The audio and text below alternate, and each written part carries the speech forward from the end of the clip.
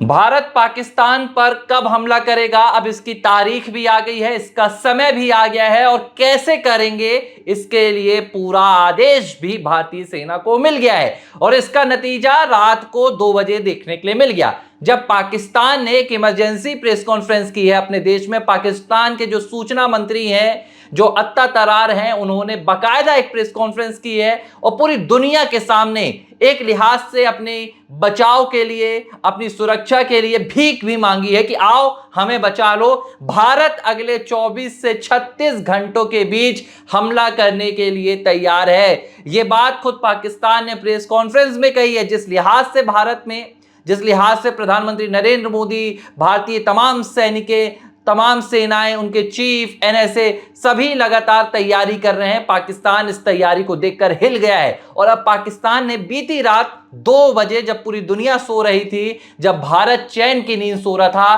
पाकिस्तान बेचैन होकर जाग रहा था, तड़प रहा था और तड़पना भी चाहिए।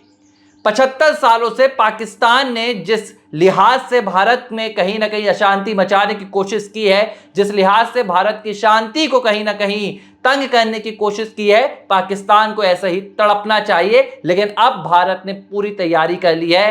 प्रधानमंत्री नरेंद्र मोदी बीते दिन बैठक करते हैं। इस बैठक में सीडीएस रहते हैं, एनएसए रहते हैं और जो हमारी तमाम आर्म्ड जो चीफ्स हैं वो यहां पर बैठते हैं। इस बैठक में प्रधानमंत्री एक लाइन में जवाब देते हैं और ये एक लाइन इस वक्त पूरी दुनिया के लिए एक मिसाल बन गई है। प्रधानमंत्री नरेंद्र मोदी ने सीधे कह दिया है कि कब करना है, क्या करना है, कैसे करना है, सेना को खुली छूट है। यानी कि जाओ, जो कर सकते हो, जैसे कर सकते हो, या तो पाकिस्तान को दुनिया के नक्शे से मिटा दो, या चाहो तो पीओके लेके आ जाओ, या चाहो तो पाकिस्तान के 2 टुकड़े कर दो, 4 टुकड़े कर दो, तुम्हें पूरी खुली छूट है। 150 करोड़ का यह देश और उस देश के प्रधानमंत्री होने के नाते मैं तुम्हें पूरी खुली छूट दे रहा हूं। यानी कि इस वक्त प्रधानमंत्री नरेंद्र मोदी ने सेना को वो सब कुछ दे दिया है जो पिछले 75 सालों में कभी भी भारतीय सेना को नहीं मिल पाया था, कभी भी नहीं मिल पाया था। इससे पहले भी अगर आप देखें तो, चलिए मैं प्रधानमंत्री नरेंद्र मोदी के कार्यकाल की ही बात कर रहा हूं, 2016 में हो या 2019 में जो हमने एयर स्ट्राइक और सर्जिकल स्ट्राइक की थी, उसमें भी कहा गया था कि वो सब कुछ जब हो रहा था तो उसमें सेना को कहीं ना कहीं जो पॉलिटिकल एक सपोर्ट रहता है, जो सरकार का एक आदेश रहता है, डिसीजन रहता है, वो मिलता था, सरकार के प्लान के तहत हुआ है। लेकिन पहली बार ऐसा हो रहा है दोस्तों 75 सालों में, जब प्रधानमंत्री ने, भारत के प्रधानमंत्री ने सेना को उसके साथ हुई बैठक में जो आर्म फोर्सेस के चीफ्स थे, जो एनएसए, सीडीएस, सबके सामने कह दिया और मीडिया में भी इस बात को जारी करवा दिया कि भारतीय सेना इस वक्त पूरी तरह फ्री हैंड है। यानी कि दिखा दो जौहर, दिखा दो ताकत, दुनिया को दिखा दो कि जब हम हमला करते हैं, जब हम प्रतिशोध लेते हैं, जब हम मातृभूमि के लिए लड़ते हैं तो दुनिया दहलती है, हिमालय कांपता है। दिखा दो कि सागर थर्रा उठता है जब भारत का आईएनएस विक्रांत उतरता है। और पाकिस्तान का इस वक्त क्या हालात हैं, पाकिस्तान इस वक्त क्या कर रहा है, ये हम आपको बता देते हैं कि रात को 2-2 बजे पाकिस्तान की पूरी सरकार जाग रही है, पाकिस्तान की सेनाएं जाग रही हैं। दोस्तों नींद नहीं आ रही है, ये बड़ा फिल्मी लग रहा है कहने में, लेकिन ये होना चाहिए था पाकिस्तान के साथ। अत्ता तरार है पाकिस्तान के सूचना मंत्री, रात को 2 बजे उन्होंने एक इमरजेंसी प्रेस कॉन्फ्रेंस की है। इस प्रेस कॉन्फ्रेंस को उन्होंने आपातकालीन प्रेस कॉन्फ्रेंस बुलाई है। जाहिर सी बात है, इसका समय ही आप देख लीजिए कि रात को 2 बजे इस प्रेस कॉन्फ्रेंस करने के मायने क्या है। मायने ये है कि अब पाकिस्तान समझ गया है कि अब उसके साथ कुछ नहीं बचने वाला, पाकिस्तान अब अपना सब कुछ खोने वाला है और ये एक आखिरी उम्मीद है। देखिए, बड़ी 2 तरह की बातें यहां पर निकलकर सामने आ रही हैं। जब से ये पहलगाम का पूरा वाकया निकलकर सामने आया, पहलगाम में पाकिस्तानी परस्त आतंकवादियों ने हमला किया, इसमें आईएसआई का नाम निकलकर सामने आया, आसिम मुनीर का इसमें कनेक्शन समझ में आया और पाकिस्तान सरकार की इसमें साफ तस्वीर निकलकर सामने आई है।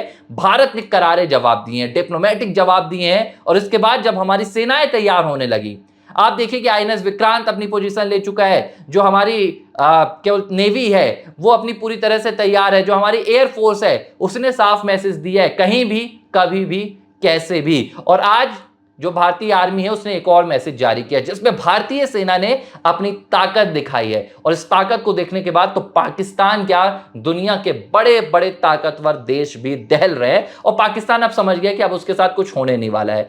पाकिस्तान को क्या लगा था कि भाई जिस लिहाज से हमने पहले भी कई बार भारत में ऐसी तो आतंकी घटनाएं की हैं, हम 2008 में हमने किया, हमने 2000 संसद में किया, हमने मुंबई में 92 में किया, 93 में सीरियल ब्लास्ट किया, हमने क्या क्या नहीं किया। तो इस बार भी क्या होगा, ज्यादा से ज्यादा भारतीय जो सरकारें हैं इसकी निंदा करेंगी, भारतीय जो राजनेता हैं पाकिस्तान को कहीं ना कहीं आलोचना करेंगे और आपस में लड़कर राजनीति के बाजार में ये बात खत्म हो जाएगी। लेकिन इस बार कहानी ऐसी नहीं हुई। जो कहानी निकलकर सामने आई इसका पाकिस्तान को रत्ती भर भी अंदाजा नहीं था।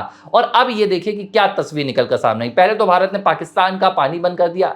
इंडस वाटर ट्रीटी, सिंधु जल संधि जिस वक्त भारत ने निलंबित किया, पाकिस्तान उसी वक्त समझ गया चूक हो गई, भारी चूक हो गई, अब भारत माकूल जवाब देगा। उसके बाद हमने देखे कि पाकिस्तान के जो तमाम वीजा हैं उनको निलंबित कर दिया, हमने तत्काल वापस पहुंचने का उन्हें आदेश दे दिया, भारत ने यह आदेश दिया। इसके बाद हमने क्या किया, हमने उनके साथ तमाम व्यापार बंद कर दिए, बॉर्डर बंद कर दिए। लेकिन ये सब बस हम सीमित नहीं रहे, अब हम पाकिस्तान को जड़ से मिटाने जा रहे हैं। भारत में जो पाकिस्तानी या बांग्लादेशी घुसपैठ हैं, जो आतंक की गतिविधियों को भारत में बढ़ाते रहे, अब भारत उन्हें जवाब देने की तैयारी कर रहा है। अब आपको मैं एक कहानी बताता हूं। एक ओसामा नाम का पाकिस्तानी शख्स अभी पकड़ा गया है। जब तमाम जो राज्य सरकारें हैं, पुलिस और जो हमारे आर्म्ड फोर्सेस हैं वो अभियान चला रहे हैं कि भाई जो भी अवैध वीजा लेकर या पाकिस्तानी नागरिक है या बांग्लादेशी हैं जिन्हें आदेश दे दिया गया है कि भाई आप निकल जाइए, अब उन्हें पकड़ने की कोशिश की जा रही है। तो एक 17 साल से पाकिस्तानी नागरिक ओसामा भारत में रह रहा था। इसने बताया कि भाई इसने भारत में आधार कार्ड भी बनवाया है, भारत में इसने वोटर कार्ड भी बनवाया है और इसने बाकायदा चुनावों में वोट भी किया है। मतलब ये कहानी अगर आप सुनेंगे तो आप सोचकर हैरान हो जाएंगे कि ये शख्स 2008 में आया था। वही 2008 जब भारत में 26/11 की घटना हुई थी, मुंबई में अटैक हुआ था, 166 लोगों ने हमारे जान गंवाई थी। हेमंत करकरे जैसे हमारे पुलिस के जवानों ने शहादत झेली थी। अब ये शख्स बताता है कि भाई ये पाकिस्तान का है, ये 17 सालों से भारत में रह रहा था, इसके पास वोटर आईडी है, इसने चुनाव में वोट डाला है, इंजीनियरिंग की पढ़ाई की है और अब ये सरकारी नौकरी की तलाश कर रहा है या नौकरी की तलाश कर रहा है। तो आप देखिए कि किस तरह भारत में ऐसी ऐसी कहानियां निकलकर सामने आ रही हैं जो कभी भी खोजी नहीं गई। लेकिन इस बार सरकार ने सख्त आदेश दिया है, किसी को मत छोड़ो, किसी को मत बख्शो। और ऐसे तमाम लोग, देखिए अब आप सोचिए कि एक शख्स जो 17 सालों से भारत में रह रहा है, जो पाकिस्तान का नागरिक है, जो यहां वोट डाल रहा है, क्या वो शख्स भारत में रहकर कैसे मान लिया जाए कि वो भारत के खिलाफ काम नहीं कर रहा होगा? क्या इस शख्स के आतंकवादी संबंध नहीं हो सकते? क्या इस शख्स के आईएसआई से संबंध नहीं हो सकते हैं? पाकिस्तानी सेना, पाकिस्तानी सरकार से इसके संबंध नहीं हो सकते हैं? किस तरह आप मान लेंगे कि अगर ये भारत में रह रहा है, भारत में खा रहा है, तो ये भारत की भाषा बोलेगा? नहीं बोल सकता। ये पाकिस्तान का है, ये पाकिस्तान का नागरिक है और ये खुलकर पाकिस्तान का ही समर्थन देगा। अगर साधारण भाषा में कहूं तो इसे हम कहेंगे कि हमने आस्तीन के सांप पाल रखे थे। किसने पाला था? उन पार्टियों ने पाला था, उन सरकारों ने पाला था जिन्हें लगता था कि इन्हें नागरिकता दे दो, इन्हें वोटर आईडी कार्ड थमा दो तो ये जाकर हमको वोट देंगे। जो तुष्टीकरण की राजनीति करते हैं दल, उन्होंने यह काम किया था। इसके अलावा एक महिला भी पकड़ी गई। वो महिला भी कह रही कि भाई मैं तो भारत में रह रही हूं, मैं तो वोट डालती हूं, आप मुझे नहीं निकाल सकते। तो ये ऐसी एक दो कहानियां नहीं है, सैकड़ों कहानी निकलकर सामने आ रही है। पहलगाम में जो पूरा हमला हुआ है, इसमें कश्मीर के कुछ लोकल्स के कनेक्शन निकलकर सामने आ रहे हैं। तो इस बार भारत सरकार कोई भी यहां पर ठंडे बस्ते वाला काम करने के लिए तैयार नहीं है।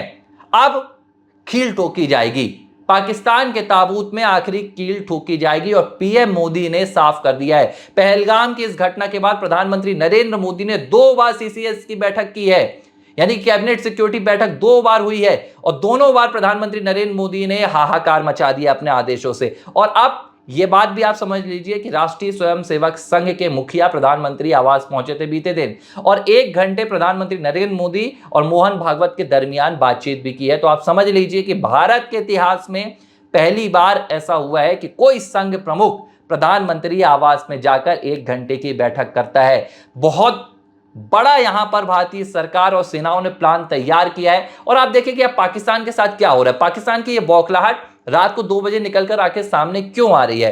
पाकिस्तान को उम्मीद थी कि भारत इतना बड़ा कदम नहीं उठाएगा, लेकिन भारत अब अपने कदम भी उठा रहा है और जवाब भी देने के लिए तैयार है और पूरी दुनिया देख रही है। पाकिस्तान को लगा था कि या तो चीन हमारा साथ दे देगा, अमेरिका हमारा साथ दे देगा, ब्रिटेन हमारा साथ दे देगा, या अंतरराष्ट्रीय स्तर पर भारत पर कोई दबाव हो जाएगा। लेकिन जब पहलगाम की घटना हुई तो पाकिस्तान पूरी तरह से एक्सपोज हो गया।